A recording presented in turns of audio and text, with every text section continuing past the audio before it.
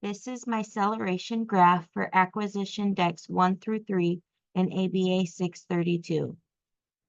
The data for all three decks shows an upward trend with low variability. I reached aim for each deck within the first week, so I implemented an intervention to run my timings only 3 times per week instead of 5 times per week before switching to the next deck each time. After the intervention was implemented, the data shows low variability and a high level. Aim has been maintained. This is my graph for the fluency decks 1 through 3. They mostly show a high level with low variability. My study plan has shown to be effective for all of the decks.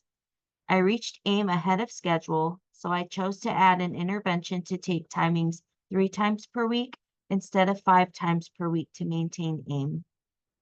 My study plan involved using study mode in SAFMEDS to slowly read each card in my head and say the answer aloud, giving myself ample time. I repeated this as many times as necessary until I had gotten the answer for every card correct. Then I used study mode to answer the flashcards as quickly as possible, as if I was preparing for the timed mode. I did this 1 to 2 times. My reinforcer for reaching aim was that I was able to reduce my study time.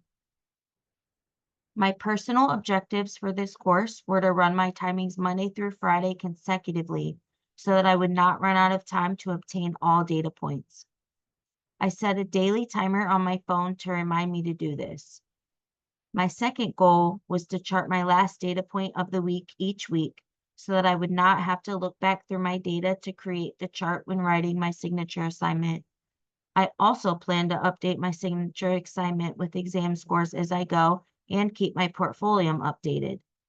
I was successful with charting my last data point each week, updating exam scores, and updating my portfolio because of the timers that I set on my phone. I obtained all data points, but I was not successful with running my timings Monday through Friday.